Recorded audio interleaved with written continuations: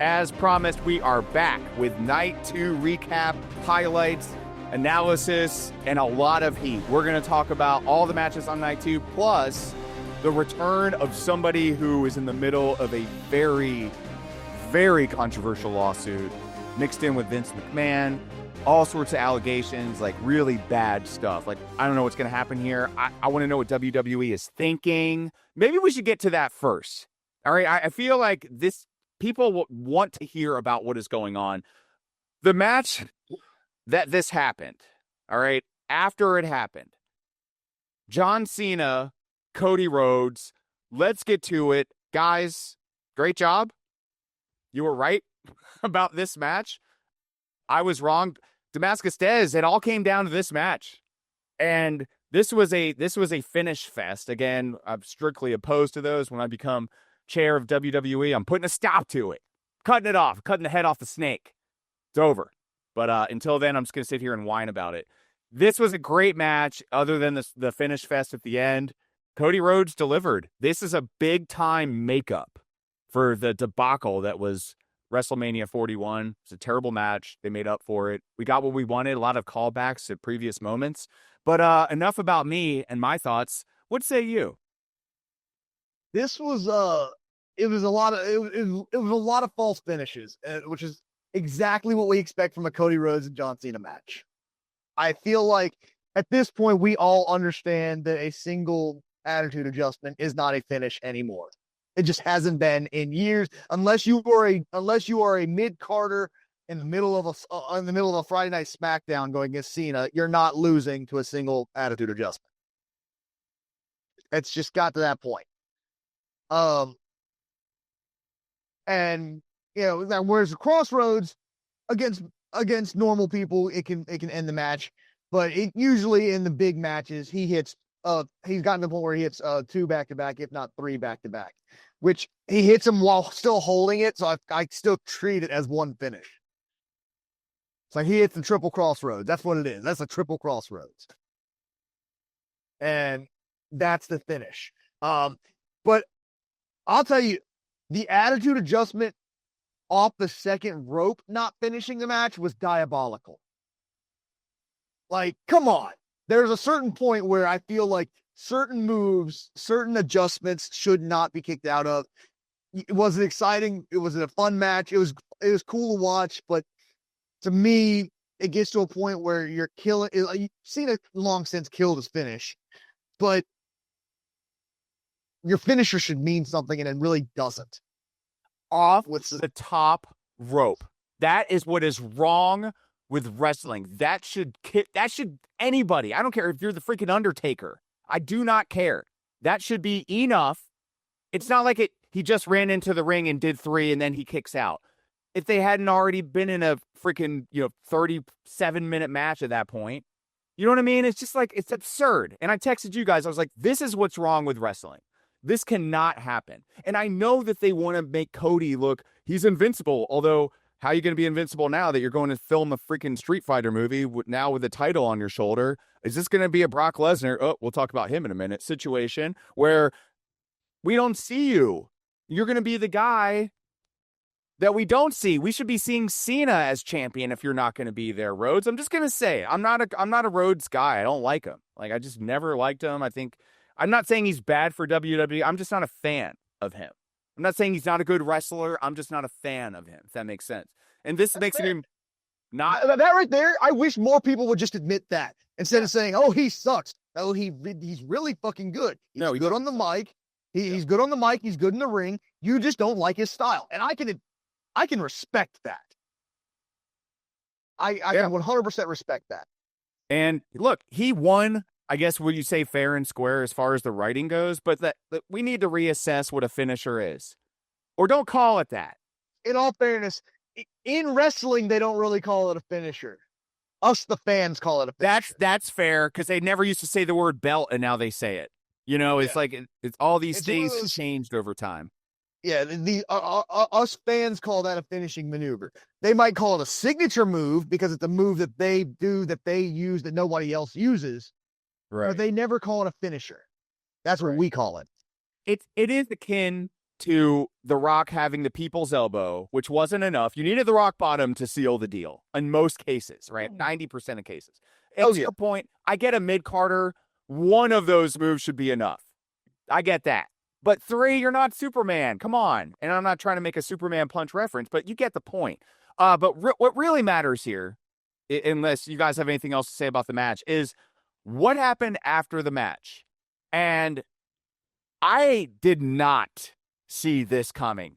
In case you didn't know, Brock Lesnar is the guy that we teased at the end of the first recording. He is mixed up with this lawsuit alleging that a woman that worked for WWE was being trafficked by Vince McMahon to Brock Lesnar during contract negotiations as kind of like pimping her out for him to get his kick so that he would sign with the company. Basically trafficking a woman. And look, there's calls, there's voicemail, there's texts that line up with this story. Booch, I want your take first, and then Desmond, yours, and then I'll give mine. But I'd love y'all's thoughts on this. Here's honestly what I'm going to say about this. First of all, it's not necessarily the fact that Lesnar's back that angers me so. It's the hypocrisy of the wrestling fans, particularly the IWC. And there's a video on my personal YouTube channel that I did. I'm not going to go into strict detail on it. I'm just going to give you the name of it so you can go watch it. So I'm not going to debate it. I'm just promoting. It's a little shameless plug. It's called Booch Shoots on the Passing of Hulk Hogan. I go into deeper detail about the hypocrisy of wrestling fans in that video before I give my thoughts on the passing of Hulk Hogan, which we're not going to talk about here. I'm just saying you can go watch that to get deeper shit. But this is what I've learned about wrestling fans between the passing of Hulk Hogan and Brock Lesnar's return is this. They pretend that they are people with morals and values and principles. They're not. All you have is your faves. If someone you love, you worship, you praise them highly, they can commit the most highest of atrocities. And you will still back them if they come to the ring or be promoted in discussion. But if it's someone you hate, if it's someone you loathe, if it's someone you despise, you don't like their wrestling, you don't like what they did backstage, you don't like this or that or whatever, you will condemn them for the lowest of sins. And I've learned that. And I saw that in this, and I'll tell you why. When Vince McMahon was brought with these allegations, at the end of the day, that's all they've ever been. No one has been found guilty. A trial has not happened yet. Everything right now is speculation, hearsay. Yes, there's evidence, there's stuff going on, whatever. There's things that can make you believe, okay, Tenelle Grant is telling the truth. Now, is she telling the truth? I don't know. I don't know. I'm not saying she's telling the truth. I'm not saying she's lying. I'm just saying until there's a conviction, it's all hearsay. That's all I'm saying. We could find out Vince is guilty and she's telling the truth, in which case, this guy's a fucking sicko. Or we find out she's lying. She made all this up, in which case, fuck that bitch. That's all I'm saying. I don't know. These are just examples. But when Vince was first accused, the fans couldn't wait to jump down Vince McMahon's throat. They couldn't wait to say, this creepy, pervy old man, and they would pull up storylines. Keep in mind, storylines, not things he actually did, stuff he did in the ring to get heat as a heel. Like they bring up the Trish Stratus walking like a dog and barking. First of all, Trish approved that. And they said the reason she approved it was because she knew at WrestleMania 17, she was going to get a receipt when she slapped Vince across the face. She knew there was going to be a payoff, so she agreed to do it. Because they understood. Because that's the thing. People talk about wrestling being like, oh, it's all fake. It's all scripted. You guys get too emotionally invested in this. Y'all are too angry. But then when something happens that offends you, you act like it's real life. I'm sorry. You just told me this is fake. You just told me this is fake. So why are you offended? If you saw this in a sitcom or a movie with Denzel Washington, would that piss you off then? No, you'd walk out of the theater going, wow, Denzel's a great actor. So fuck off with your fake. Now, Vince got dragged through the mud over this. And everybody was saying, speak for Janelle Grant, say her name, all the traditional libtard woke crap that people like to say her name, justice for Janelle, Vince is a creepy perv, hashtag me too, all that shit. But now, the beast, Brock Lesnar, is walking to the ring at SummerSlam, the guy who was mentioned 44 times in this suit. There were plans to bring them out, and the only reason it didn't happen was because it was snowing, there was bad weather, and Brock couldn't fly out there. It's like, well, it didn't happen. Well, guess what? If you plan to commit murder, you're still charged with conspiracy to murder, even if you didn't actually kill the person. So guess what? Conspiracy was made here. So there's still a charge to be filed. Is it as extreme as the thing he was going to do? No, but still a charge to be filed. It's still an allegation. No one's been cleared. And yet you guys are all saying now Janelle Grant is suddenly a lying whore. All of a sudden, everybody on the internet saying Janelle is full of shit. Brock's not guilty. We love Brock Lesnar. Praise the beast. For what? A match with John Cena where, if you remember the last time they were in the ring, John Cena was beaten, victimized, conquered, and embarrassed decisively. And John Cena now, and that was in his prime. Now he's in the tail end of his career. I'm now supposed to believe that the 47-year-old John Cena, that's 4 months away from retirement, is now going to have a back-and-forth competitive match with the guy who took him to Suplex City. That's about as believable as Santa Claus and Mrs. Claus having a threesome with the Tooth Fairy. Okay? That's what you're going to get. I'll tell you the match right now. Suplex City, Suplex City, Suplex City, Suplex City, Suplex City. Cena gets some offense. Suplex City, Suplex City, Suplex City. 5 moves of doom. F5. Going for the attitude adjustment. Lesnar fights out. F5, 1, 2, 3. If that's not the layout of the match, I will eat my hat, as they say. I mean, it could work, though, because Cena's a face now. So you could really, I just thought about this. This is so messed up, what I'm about to say. So, actually, before I get to it, Desmond, your thoughts. First off, the comparison to Hulk Hogan is absolutely bogus, and I'll tell you why. We have proof of the shit that Hogan did. Period. End of story. We don't have proof of anything of what they're saying Lesnar is involved in. Second, the reason they kept him off TV as long as they did is because legal had not cleared him to come back. Legal has determined that with the evidence there, the evidence they are providing, that it is not viable. He is no longer a threat to the company. That also, the reason the people are welcoming Brock back and not Vince is because this is not the first fucking time Vince has been out and had these allegations against him. This has been happening since the fucking 80s. This is not new. Vince has been constantly accused of this shit over and over and over and over and over again. And he just keeps getting away with it. This is the first time Brock's ever been brought in. And realistically, the only thing that I've seen is that Vince promised him to Brock. Not even that Brock accepted it, just that Vince promised it. I'm not so sure that's accurate. I think there's... I haven't seen, I was just saying, I haven't seen anything about that. I haven't seen anything that actually said that, which is why he was not brought up in the original allegations, is because he didn't actually do anything. He was involved in some offhanded way, but he didn't actually do anything. Well, like you said, I mean, let's let it play out. Let's let it play out. Let it play out, but all I'm saying is there's a big difference between Hulk Hogan, who everything that he did has been made very public with video and audio recordings, and Brock Lesnar, who we have allegations of misconduct, but not exact, but there's a lot of difference here.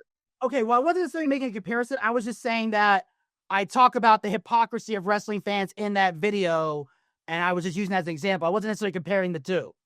I was just saying that I go into deeper detail about that. But it's more of a Hogan Benoit thing, not necessarily a Hogan Lesnar thing. Oh. But anyway, we'll get in. That's what I'm trying to say. I was not trying to, that's what I meant by that. Yeah. I agree with you 110%, Vincent Kennedy Bucci. You have officially shed the Gator nickname with that take. You are back to be in the wrestling freaking encyclopedia. Right here, baby. Right here. Bucci's Wrestling Encyclopedia. Available in a bookstore near you. not on Amazon. For some reason, Bezos is not a fan of the booch. You could be gaining a lot of momentum, and that's what his fear is based around. But no, you're so right. People pick and choose who they want to love and hate. And if there was any consistency when his music dropped, it wouldn't have been, oh my God. Ah! I was like, oh my gosh, because I couldn't freaking believe it.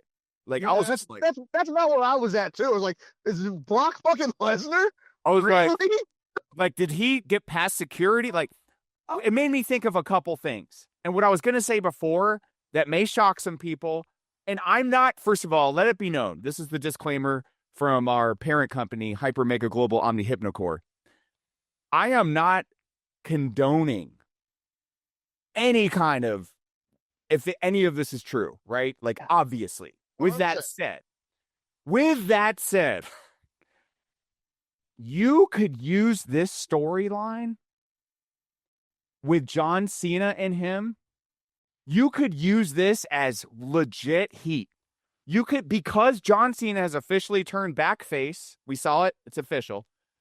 You could have him and Brock Lesnar, and you could have John Cena say, much like the heat we saw between Becky Lynch and Charlotte Flair, if you recall, when things were getting real, when people were or not Becky Lynch, recall Nikki Bella and Charlotte Flair when she went after past relationships.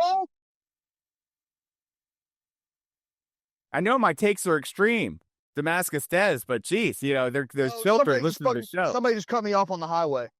I'll say that's out of character for Dez. He doesn't only yell out expletives like that. But no, what I mean to say is, I was going 70 miles an hour, and somebody said, "Fuck you." What I mean to say here is, let me make a note of that. Already, Damascus Des road rage incident. In case I need to document this for, you know, purposes beyond me. If I ever get subpoenaed into court, you know, be careful out there, man. Be careful. Buddy of mine I used to work with, real talk. This is not a joke. Do not try this at home. He was on the interview. He was Friday afternoon. He's on his way home from work. Worked with him at the radio station. God bless his family. This is real, man. He got cut off in traffic. He gave the guy the middle finger. The guy pulled out a Glock and put a few in his chest. And he swerved off the road and died right there on the scene, all over a stupid ass traffic situation. So be careful. That's all I'm going to say. Be careful. I don't even honk at people anymore. I'm like, you can go ahead. Just go ahead of me. I don't care. I do not care, because you could have a freaking machine. I do not know. People are crazy. You put your signal on, and if you're ahead of me and you put your signal on, I will slow down and let your ass in every fucking time. Those are the people I don't worry about. It's the people that do what that guy or girl just did. Those are the people that are unhinged. I'm like, go. I want to go home. I want to see my kids. Like, I want to see I am not trying to die today over some stupid crap. Now, if he disagrees on the show, that's where you run his ass off the road, Des. You do what you got to do. But no, in all seriousness, I was shocked. I was shocked when I heard the music. But what makes me believe that at 110 in agreement with you, Booch, is that there was no instant retribution or like indifference even. Like, oh, that guy shouldn't be here. I'm not going to make a noise. Because whether you boo or you cheer, that's still a reaction, and that's what the creative team wants, right? So just stay silent. Well, the thing is, it is really easy to boo someone you don't like, though, and he did get a lot of boos. I didn't notice all the boos, to be completely candid with you. I noticed more cheering than booing. We'll see. He's going to be a clash. This is going to happen. It's going to be him and Cena. So he's not going to be a clash. You don't think so? No, they've already made it. It's John Cena versus Logan Paul. You don't think that he'll show up? I mean, maybe he might show up in Paris. I mean, he showed up this time. I mean, depending on what the situation is, if he can travel, but he'll be there, dude. You got to build this. How can you? Okay, first of all, think about what you just said. How do you do this at SummerSlam and then at the next major PLE not have him at least show up? See what I mean? Like, that doesn't make any sense. Define major PLE. Oh, an overseas PLE is major. I'm sorry, but you're going to freaking France and you're performing in France. They do it all the time. They're doing this shit so often now that it's not major anymore. It's getting to the point where every other pay-per-view is out of the country. Well, I will just say that I would be shocked if he didn't show up. It would be really stupid to tease that and then not. I'm not sure that with him having these allegations against him, I'm not sure that France will accept his passport into their country. I mean, like, they have standards. I mean, come on. Without us, they would have been toast in World War II. I'm just going to say it.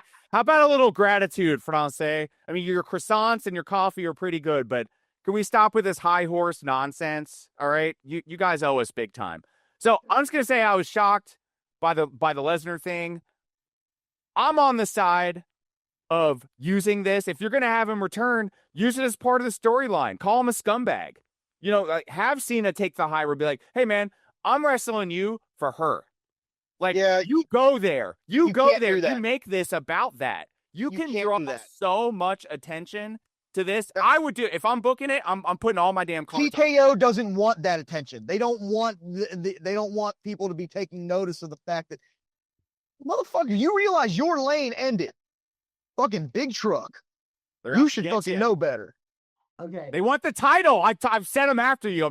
I knew you have the title on you. You said it's not there. I don't believe you. They're after the title. I got the truckers on my side. Okay, I'm gonna say this. I think you're both right to a degree. I could see a scenario. I don't know if I would go as deep as you are, Wens, but I know that there's some things you could probably make. Cena could probably make a vague reference to. But I will say this though: if TKO doesn't want the attention, they shouldn't have brought him back. Exactly. I actually agree with you. I agree with you. But if there's a difference between there's still going to be people like casual fans and people who don't follow that much that don't know about it, right? And so if you don't bring the attention to it, then a lot of your fans that might have walked away for this little issue aren't going to walk away because they don't know. See what I'm saying? But all right, yes, I agree to a point, but hear me out. Don't you love, all of us love it, whether you believe in a higher power or morality or good versus evil, don't you love seeing the bully get his ass kicked? Like, 100%. isn't that the crux of every movie, the comeback story? Like, this would be, especially these freaking 4 months left. Like, why not? Like, Well, here's what I was just thinking back. I would say, like, I don't know if Brock doesn't show up in Paris, like, you could say like something like, to the extent of like, Brock apparently wasn't man enough to show up. I mean, he knew I was there. I texted him like 44 times that I was going to show up, and he didn't bother to reply to any of them. Like, you could do something vague like that, where like you could be like, really get it, but the people get it. you could reference it. You could be like, yeah, I left voicemails and texts. Maybe he got caught in traffic. Or no, something like, Or something like that. Like something where it's like the Apparently it was- traffic cam charge, apparently it was snowing in Saskatchewan, so I guess the plane couldn't take off. Like, you got to do things like that. Little things like that you might be able to get away with because that could be anything. But like the fans who know would be like, oh, it's like when CM Punk was talking about Kevin Owens punching everybody backstage. He goes, you can't work in an environment where people are punching each other in the face backstage. That's just wrong. Referencing CM Punk beating the shit out of the Elite backstage. I just think this is, you have lightning in a bottle, and I know it can go one of two ways. I get it. And it's not the Attitude Era, and I get it. And Triple H has daughters, but that's even more of a reason to do it. Like, that is why you defend the honor of the dead. In this case, you defend the spirit of the woman who's made, like, even if, and Boots, you're right. It's like, oh, you don't want the heat? Well, why'd you bring him back? Because people know about this. You don't want to bring more attention? Too bad. It's already, we have the internet. Like, it's not a secret. And also, here's the other thing. Triple H said, oh, we're bringing him back because he said something about John Cena wanted the match. And Cena said later in the interview, no, I didn't. Like, I deal the cards that are dealt to me. So Triple H flat out lied about why they brought Brock Lesnar back, trying to say Cena requested it. Cena doesn't request a damn thing. Yeah. Oh, and we all say that. He literally says, they give me the creative and I work with it. I don't make demands. Yeah. It was a little odd, too, how there was no close SummerSlam presser. There was no There was no post SummerSlam presser. Well, there was 2 reasons for that. One was this. The other was because recently, and I don't want to get political, but this happened, and this is wrestling related, so I'm not going to go into detail. But apparently, Triple H was invited to the White House to I saw that. so they could more to bring back the presidential fitness test. So him and a lot of other athletes were brought to speak, and Triple H, spoke. Then he did the water spit thing in the White House. I don't care who you are. That's a cool thing to be able to do. And fans they even showed clips of it at SummerSlam during commercial breaks, and fans were like angry or whatever because it's New Jersey. But anyway, the thing is, so I think they canceled the presser because he knew questions were going to either be about that or Brock Lesnar, because you can't. Well, I heard that they're not going to be doing live question releases anymore after pay-per-views. Well, I feel like they should, but have it be absolutely controlled by the creative team. Ask just enough of the right questions to where people will actually tune in. Now, like, how did it feel to win the championship? Come on, stop. Hey, there's some heat here. Let's talk about that. What does this mean really for you? This is, let's get into it. But yeah, they may not do it, but you could reference it. You could subtly bring this storyline in. Hey, ride the social wave. John Cena liked a tweet from somebody that referenced the woman's name. Can you oh, wait. Something like that. This is how they can operate now. What I'm saying is, don't throw this away. But also, it gives her the voice that she needs. If she's telling the truth. And I'm just going to say this also, Booch, that if this woman is lying and bringing him in just for extra clout or money or whatever, I don't wish ill on anybody, especially my enemies. But I'll say, I don't think she's lying. I think the hush money just stopped. Well, yeah, I mean, that's always going to be. But if she's lying, there ought to be jail time for people that lie about that kind of thing. Oh, 100%. If you falsely accuse somebody of something that you obviously know that they did not do, you should be facing at least half the jail time that they would face if they committed the actual crime. Yeah, or what about all these reversed convictions of people before they had proper evidence, or there were racially motivated arrests back in the 50 plus years ago? I mean, God help you, and unless you look like us, your word was not worthwhile in the court of law. It's just the way it was. All right, come on, we don't have to argue it. And not saying you are, but I know people are listening like, oh, here we go. But no, it's true. It is what it is.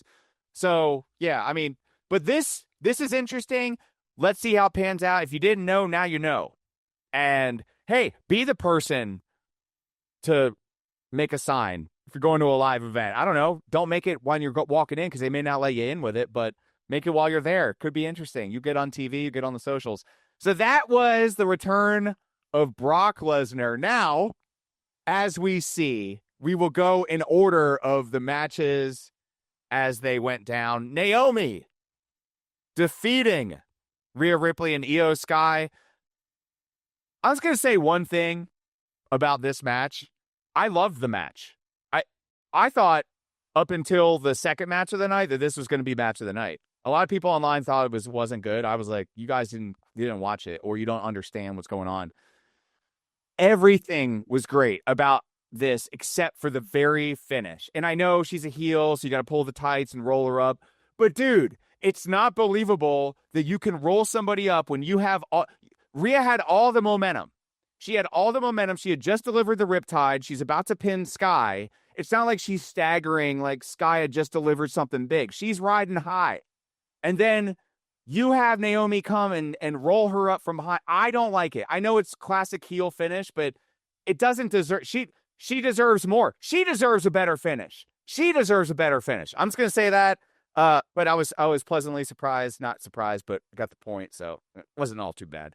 Vincent Kennedy Bushi, go for it. Yes, I can see where you were coming from, but there's one thing I need to address here, and that was when you said believable. There was no more believable way to do it. She hit the Riptide. Naomi came in from behind, grabbed her and rolled her up. That's literally what a roll up is designed to do. It's to catch somebody off guard to pin them. Like it's not like Naomi just showed her to the ground and covered her 1, 2, 3. Like she's hitting the finish, she creeps up, boom, and rolls up 1, 2, 3. That way, Naomi keeps the title, doesn't hurt Rhea Ripley. Io Sky was knocked out, so nothing can happen to her. And it allows them to move on with whatever they're going to do. And it's a great way for Naomi to win the title. So I couldn't think. I honestly, with the way I see a lot of triple threat matches going lately, and dear God, I wish Triple H would stop with them. Like, there should be a cease and desist on triple threat matches. Like, somebody's said that from legal or whatever. Like, Jesus Christ. Can we at least I love triple threat matches more. Can we at least throw in the caveat that every 4-way match has to be fatal from now on? An elimination, fatal 4-way elimination match from henceforth. I'll make an amendment. So, but yeah. So, but I'm just saying, if you're going to do a triple threat, that's the best way to do it.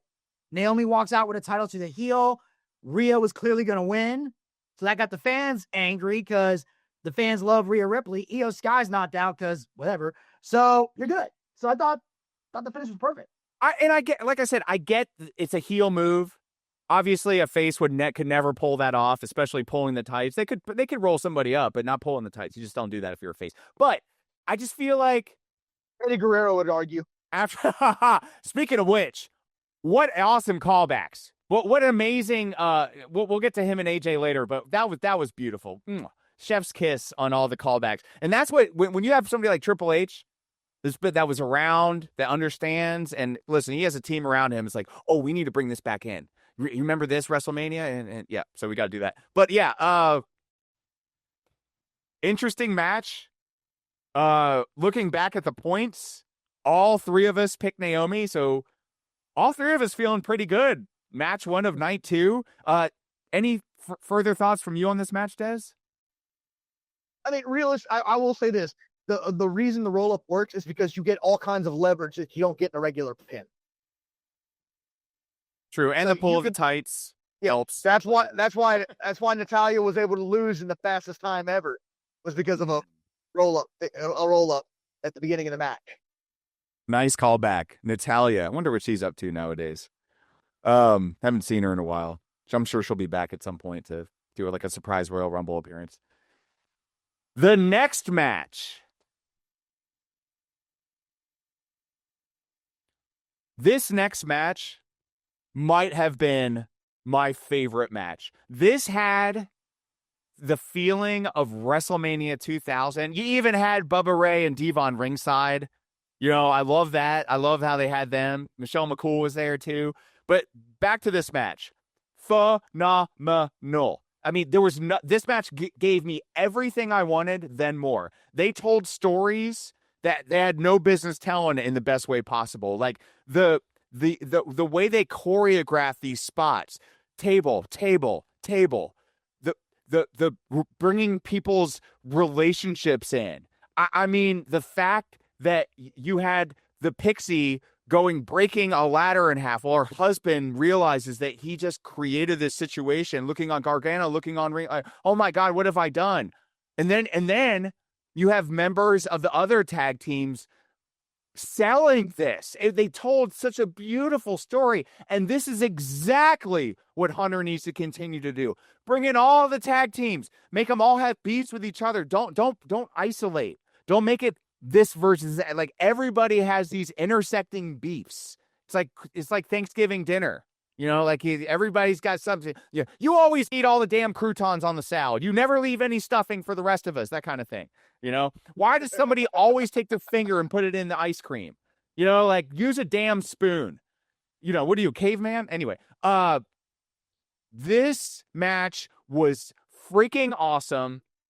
And by the end of it, I didn't even care if I got the point. I did not even care. Looking back here, as we do on the show, I chose, and Des chose correctly, Motor City. Fine choice. It could have been anybody. I mean, they were up until the top until the last. Wait, okay, speaking of Motor City, I want to see if you guys noticed something that I don't. Where the fuck were they? They got put through the tables at the end. Okay, they just one minute they're in the ring wrestling. This thing I know they just disappeared for like they were the second half of the damn show. Did somebody get injured or something? They were. Correct me if I'm wrong, but wasn't it them? They were side by side ladders, and they were closer to the tables that were stacked up. And then they went through the tables. Huh? Yeah, they were off the ladders from inside the ring through those tables. They got thrown through the tables, and that was it. That was their way of making them not part of the match I anymore. thought that was somebody else. Okay, but that because I couldn't keep up with this goddamn match. Like it was literally just, it was literally just like Teddy Long was back. Teddy- Teddy Long was back there going getting it on. I tell you what. Oh yeah, Holla, playa. that was. Oh yeah, this is orgasmic for Teddy Long. Like this is insane. Just freaking crash test spots everywhere. The only spot that I enjoyed was I like the table spots for one reason and one reason only. One guy gets put to a table, and the other guy and the third guy. Tommaso's sitting there for way too long, and all I'm thinking is, if Tommaso gets put through this table, I'm gonna shit a brick. Because he should be getting, and then he finally gets up and moves out of the way, and then Axiom hits that Spanish fly to the table, and I'm like, okay, I can get behind this. Because Tommaso was sitting there way too long. I'm sorry. If you're sitting there way too long, unless you were hit with unless somebody hit you in the head with a brick, you should be able to get up at that point. So, Speaking of, I just want to say this. The spot of the night, or both nights, out of all, I'm not saying like they're the best wrestlers. The spot of the freaking PLE was Tommaso Ciampa upside freaking down, yes. avoiding the spear. Unbelievable. Like risking life and limb. You're upside down. That is core strength, first of all. Yes. But nobody saw that. I'm like, oh, here comes the spear. You know This what that is is to gonna me? happen. You know what that is to me? That was him saying, "Oh, I watched the other TLC. I know how to avoid this."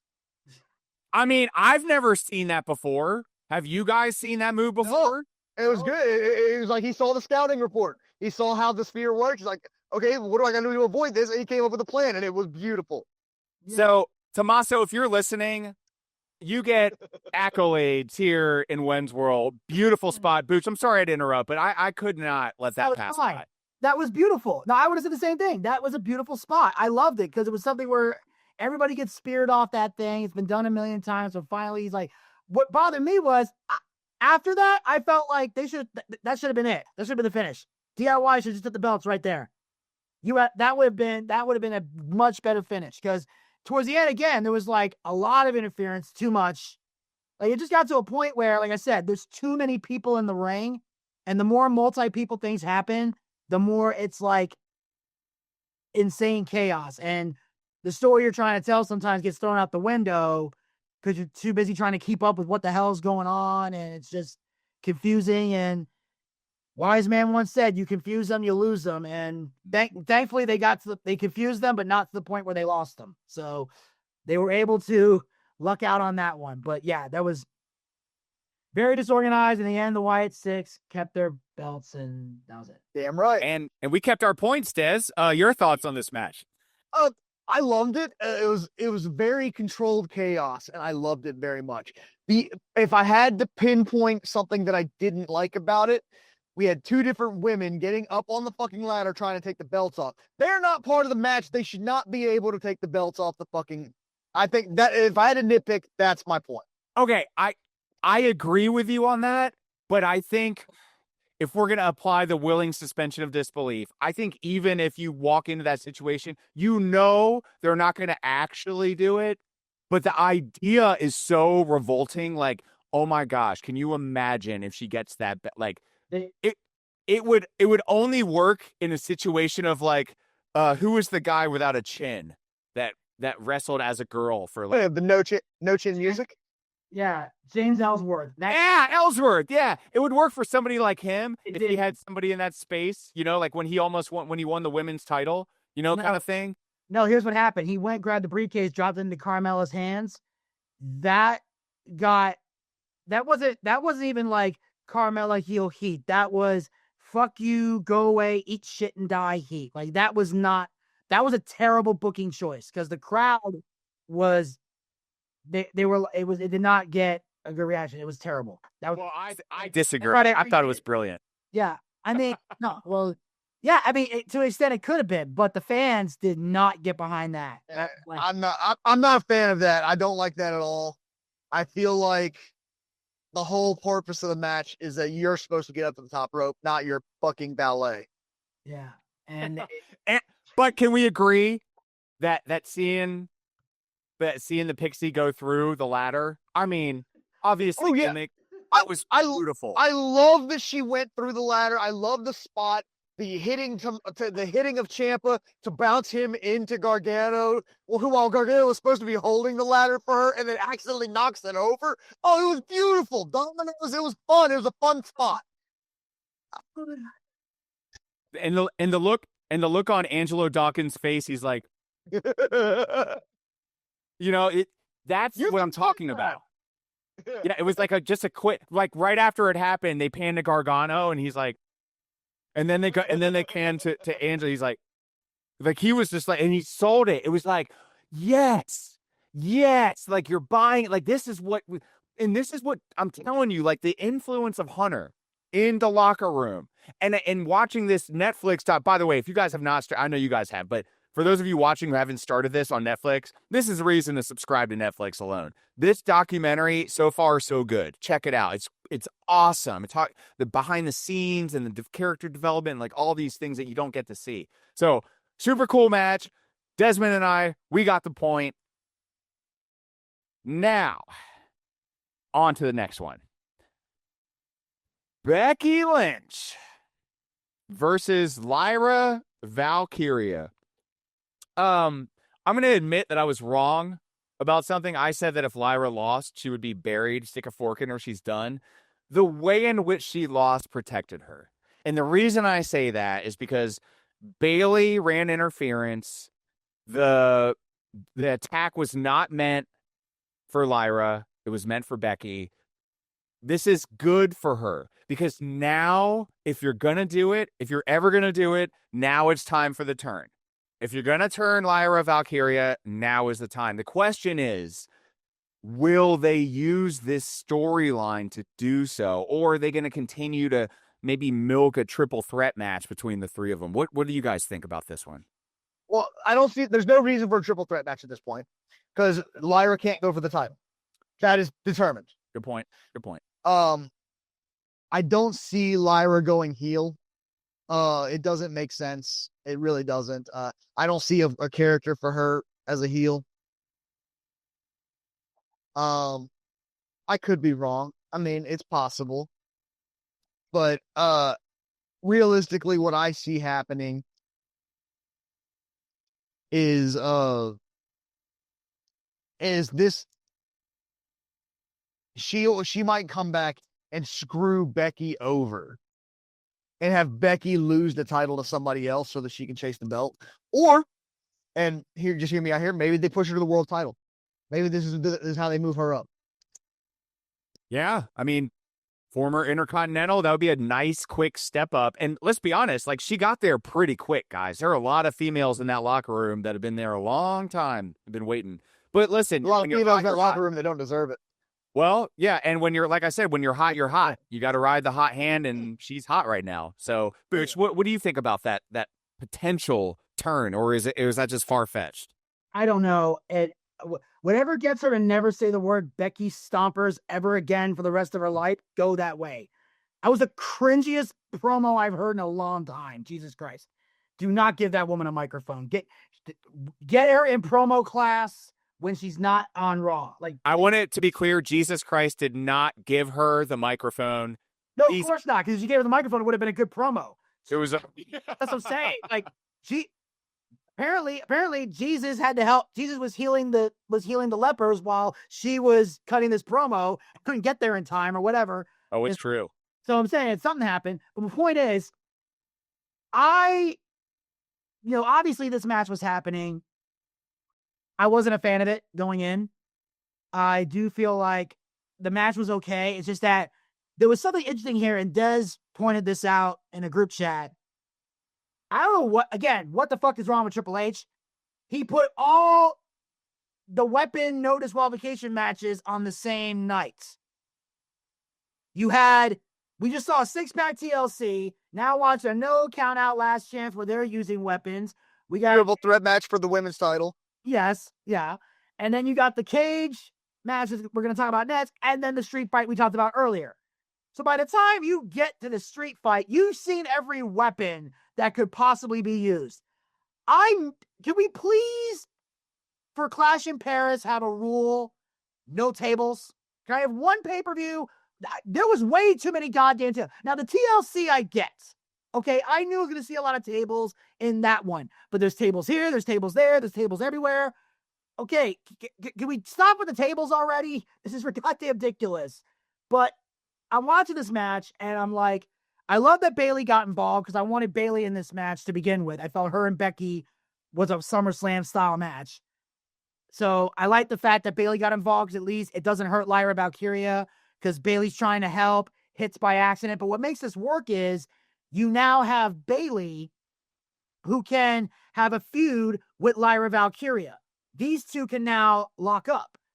And there can be a feud and a rivalry there because obviously we're building something with Becky Lynch and Nikki Bella because Nikki Bella's obviously sticking around. And of course, Becky's doing the whole you can't see him anymore, which at this point, here's the thing.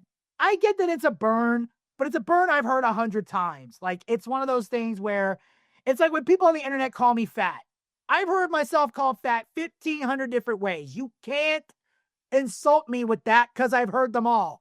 Becky, when it comes to Cena, has heard them all. Now, this was a good, interesting take, but if every time someone feuds with Nikki, you're just going to bring up John Cena, it's going to become the low-hanging fruit like Cena, like everybody telling Cena, you're a politician and you bury people, and John was just like, really? Y'all can't come up with something better to say? But that's why I love this feud with Cody. Cody didn't bring that up once, or if he did, it was for a couple of seconds. See, Cody could find his own shit to talk about. That's what made it. That's why I said Cody was the best at going verbal with Cena, because he had new shit to say. He wasn't saying the same shit the last guy said, and the last guy said, and the last guy said, and the last guy said. For the love of Christ, whoever feuds with Nikki next, come up with new material. That's all I ask. But yeah, so Becky's building this feud with Nikki Bella, which if Nikki can beat Becky, that gives Lyra a chance to come back, but also build more star powers. I don't give a fuck what anybody says. A Hall of Famer with the belt, that's a star. That helps. And also, Nikki was the better wrestler of the twins, so that helps there too. And again, like I said, because Bayley accidentally cost Lyra the championship, that builds another story right here. Lyra and Bayley. So even if Lyra doesn't go for the title right away, she has a story to work with. So that's why it doesn't bury her. She has a reason to stay on TV. She has a reason to hopefully get better with the promos. She has a reason to tell this story. Because if she didn't have this story, if she just lost cleanly, that would have buried her because she'd have nowhere to go after that. Because she can't challenge for a championship. And she could go for the world title, but it would be an awkward transition. Now you have a transition. Because if Lyra can beat Bayley, that can build her up. Because keep in mind, we got Clash in Paris. It's Naomi versus Stephanie Vacker. And if Stephanie's going to win that championship, she ain't going to drop it anytime soon. So, and I know they're pushing Stephanie like I'm crazy first. Like I said, I don't hate her, but this is a woman who's been in WWE for a cup of coffee, and they are pushing her to the moon. It's because, well, first of all, she's very attractive. Yes. Second of all, her accent is just like delightful. And then third of all, she has that like dark mystique that for whatever reason, the WWE universe, like I'm going to say something right now, and I've said this before with Booch. I don't know if I said this with Desmond on the show, but I respect The Undertaker as a competitor, as a guy who sold a gimmick for a long, long time. I was just never a fan. Kind of like I said about Cody. Not a fan. Respect your hustle. Respect your abilities. Not a fan. Not a fan of his gimmick. But that's kind of what she's doing, but not in your face. There's no like coffins and crypts and stuff like that. It's more of like, I'm alluding to the fact that I may be involved in some of these, mystic things or sorcery or, whatever it is. Whatever you want to call it, doesn't matter. But you get the point. That's why I think she's so over right now. And the thing about it is that she's a freaking face. It's like usually you can sell, like, oh, they're so like, oh, there's some, I don't know. Like Bray Wyatt, it was hard for me to determine, like, yeah, he's getting over like a face, but he's a heel. Like, he's a freaking heel, but their fans are eating it up. And it's like, I guess he's a face. I don't know. It's the same kind of mystique with her. I don't think she's worthy either, Booch. I think there are a lot of people that deserve a chance way before her. And again, but it is about the hot hand. You know, who the universe is talking about the most on the socials? Who are they? What's trending the most? Like all these things. And so can she handle that? Like, is this too soon? We'll see. I don't know. We will see. But I know one of our residents here of Len's World has big plans for Stephanie in his future, and that is Damascus Dez. Look, I love Stephanie the Cure. I don't think she's ready for the world title either. I don't. I think it's cool to have her put in the picture, but she needs to lose the match when it happens. Yeah. Somebody, speaking of, we'll get on to the next match here. And that is Solo Sikoa defeating the werewolf Jacob Fatu. Booch, take a victory lap, sir. You managed to outsmart the Wens and Damaski and Lycan. Honestly, I don't know. In all fairness, that's the only solo point he's got the entire fucking show. You know what? You got to make people feel better. No, that's not true. I picked Becky. You guys picked Lyra. So that's 2 solo wins. See? Yeah. I mean, yeah. So I was wrong. I apologize. 2 victory laps, Vincent Kennedy Bucci. Kind of like to what Dez said real quick, though, you know, before this opens the werewolf up to other opportunities. You know, Solo Sikoa, he has this faction behind him. You know, the MFTs, like this is something that they're trying to build. I'm intrigued to see where Fatu goes from here. And he doesn't necessarily need that title. It's something that you pointed out last time we connected, Damascus Dez, and it had me thinking about what they do with him moving forward. Vinny Bucci, since you got the point on this one, what do you think about not only Sikoa retaining storyline-wise, where do they go from here? Who do they go against from here with that title? But also, what happens with the werewolf? Is he going to fast or feast? Well, I think they can always find something for Jacob to do.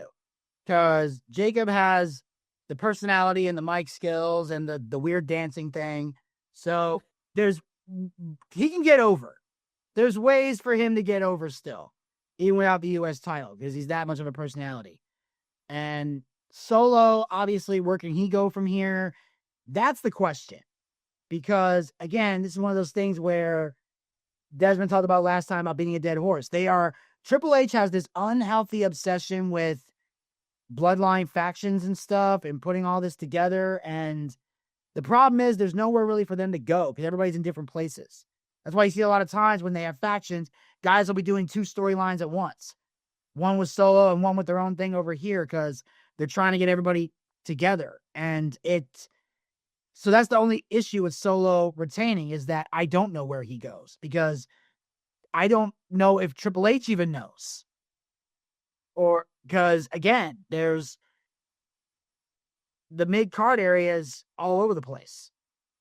And right now you got Cody as the champion, which is great because there's places for him to go.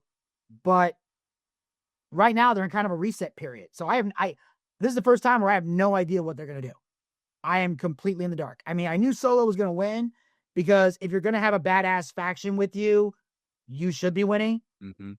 Back to what I said before in night 1, but I just don't know where he goes. Excellent.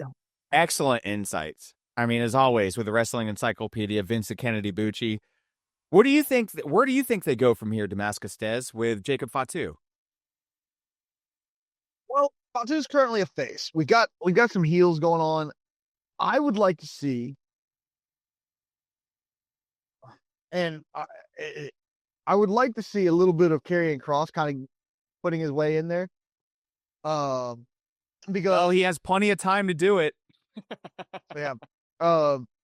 What that would allow him to do, because he could play on the fact that Jacob obviously had a past, so he could be playing on his past problems, which is what Karrion does. I don't know that that'll happen, but it's something that could happen. Or I could see him going against Aleister Black Aleister Black. Yeah, there's just another one of those people that he's gonna take. He'll find a way to find something that he needs to punish, and he's gonna go after it. And so he can do something with that. For Solo, there aren't a lot of great mid card baby faces right now. Most of our baby faces are chasing the world title. Which they're gonna have to figure a way to swap out now that we have a babyface as the world champion. Of course, you still got some baby faces that'll go after Seth, but we'll see what happens. I really don't know what they're gonna do with Solo. Solo is not charismatic. No, at all. It's like, yeah, he's about as charismatic as a brick. Yeah, I like him in the ring. I enjoy him in the ring. He's fun to watch, but when it comes to talking or telling a story or selling the focus, yep, I just don't see it. It's not believable at all. And I feel that too. And I feel that tension. And I think also that you're not alone. And I also believe that the creative team recognizes that tension of like, we can put the dark gloves on him and the sunglass and make him look as sinister as we can. But at the end of the day, he's got to sell this. And he sells it in the ring. Like he's a good bad guy in the ring. Like I believe it. I believe his heel tendencies. He's a good wrestler. Good wrestler. Good. He's got the wrestling part down, but listen, you got to have it all. If you want to lead a faction, unless you have a mouthpiece like Paul Heyman in your corner, or the mouth of the South, Jimmy Hart, or somebody like that, Mr. Fuji, somebody that can cut a good promo for you. We need less. We need less factions and more managers.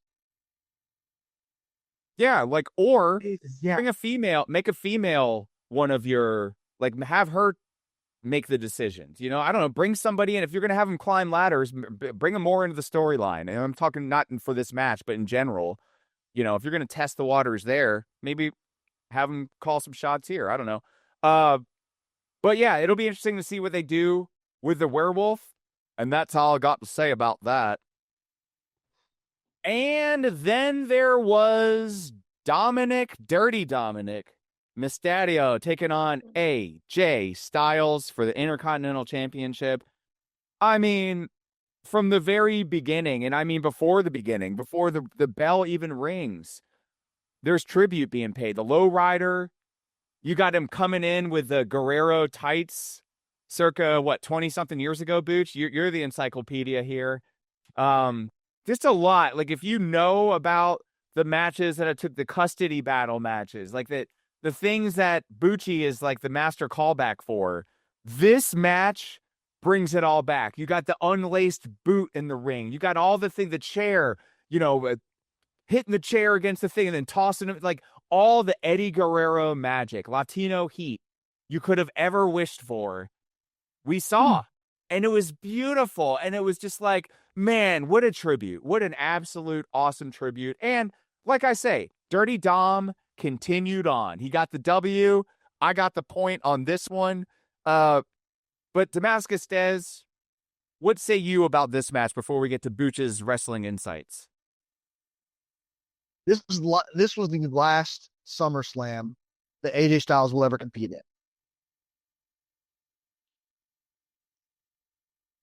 The match itself was great. There were great callbacks. It was a fun show.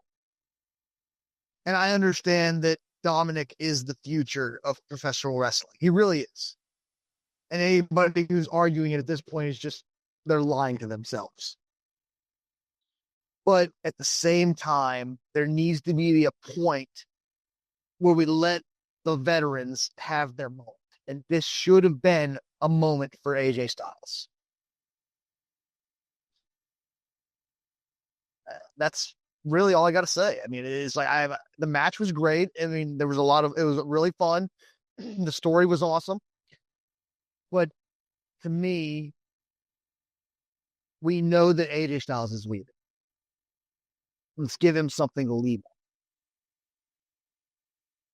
Makes sense. Now, for the Wrestling Encyclopedia insights of the one, the only, Vincent Kennedy Bucci. Yeah. This was very much an Eddie Guerrero cosplay match. That is literally what this was. And ideally, AJ did it very well. And I could see moments where it was exciting. But here's my problem. When it comes to Eddie Guerrero, there's a fine line between paying tribute to somebody, like I said, and just doing full-on cosplay. Here's my problem. It happens way too much in WWE or wrestling in general for me to appreciate the nostalgia. Like, it happens all the time. I see it too many times in WWE. I've seen it in NXT. I've seen it in TNA. I've seen it ad nauseum in AEW. Too many people are leaning on the Eddie Guerrero tribute to the point where it's no longer becoming a tribute. You're just copying the guy. And what also bothers me about it is the thing that I've said from the very beginning, and even Des and I talked about this. When Dominic first turned heel, and I'm talking about when he clotheslined Rey Mysterio, all those years, all that time back. Kid, what are you doing? And Michael Cole hating his guts with every fiber of his being because he just, and I said the number one thing I wanted to see when Dominic ever turned heel was become a Guerrero. Change your last name. Get rid of, I'm dumping this. I'm going to become a Guerrero. Embrace my true heritage because that's the biological son, at least in this storyline. And all they do with this is half-ass it and dip their toe in the water. I have yet to see Dominic go full all the way. He just pussyfoots with it all the time. It's like, I have a deadbeat dad. Why is your last name still Mysterio?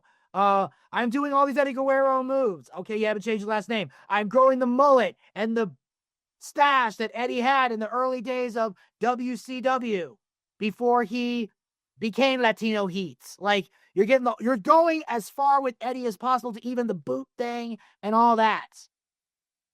But yet you won't pull the trigger all the way. And that's what bothers me. It's happening too many times on too many shows.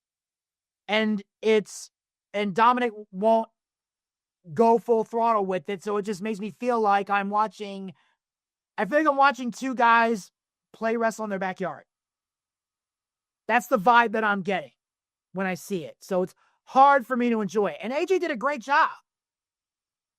And, like I said, a lot of the stuff was pretty cool because we hadn't seen it in a while. But again, look, we all love Eddie Guerrero. But when you do it too many times, it's not a tribute. You're straight up copying the guy. People in wrestling have got to dial it back and stop leaning on and stop saying that you want the legends to go away and you want to be the top guy, but yet here you are copying the very legends you want to be pushed aside. Now, obviously, Eddie's dead, so that's not the case here, but you get my point. Mm-hmm. Like, if you want the legends gone, stop leeching off of them. You want to build your own name, build it. Now saying you've done that, this is more of a message to all of wrestling when I say that. Yeah, no, and listen, good insights, Booch, as always. And it's going to be always something that Dominic has to deal with. And like I have to deal with it like it's a bad thing. It's just a thing. For example, Zach Morris always will be Zach Morris. He's not Mark Paul Gosselaar. He's Zach Morris. You see the guy on the street, he's Zach freaking Morris. Dominic Mysterio will always be Rey Mysterio's boy. He will always be, and to some, Eddie Guerrero's boy. Like, he's always going to be part of the storyline. I'll just always remember him as Rhea Ripley's bitch. Well, mommy's always on top. So, it's... And I'm right. Again, I mean, that was a good storyline that maybe they squashed too soon. They obviously, did it wrong. But I think they drugged that one out about as long as it could be drugged out. The way they did it, yes. Yeah.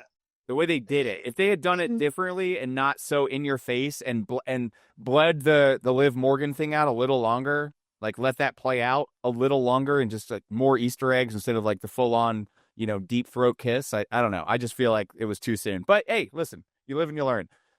And with that, I will say that Dominic was selected by yours truly. Dez and Booch selected AJ Styles. But at the end of the day, as we said at the beginning of recording number 1, it didn't matter because it all came down to that final match that we talked about at the beginning of this recording. And we had to get to it because we had to talk about Lesnar.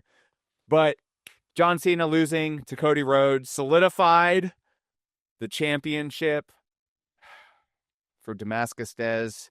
Listen, I vow to get that title back and not lose it actually like physically again, but also not select wrong enough to lose the title. By the way, where are you located exactly right now, Dez, on the Google Maps? I'm just curious. I'm somewhere between Dawsonville and Atlanta. Between Dawsonville and that's not too helpful for my henchmen out there looking for my championship belt. Ain't nobody been behind me for a while. A few things we'll never do is leave you without a few key catchphrases. One of which is, have a nice day. Bang, bang. Dual chips.